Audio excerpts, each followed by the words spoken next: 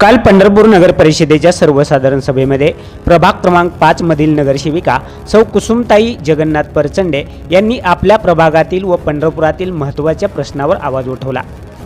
पंढरपूरमधील नगरपालिका कार्यक्षेत्रातील व मंदिर परिसरातील सर्व बंद असणाऱ्या नगरपालिकेच्या बोरवेल तात्काळ सुरू कराव्यात, तसेच प्रदक्षिणा मार्गावर धूळ मशिनरी फिरवणे, यात्रा कालावधीनंतर कचरा गोळा करून संपूर्ण प्रभागामध्ये कीटकनाशक पावडर फवारणी करावी, याबाबत त्यांनी प्रश्न उपस्थित केला।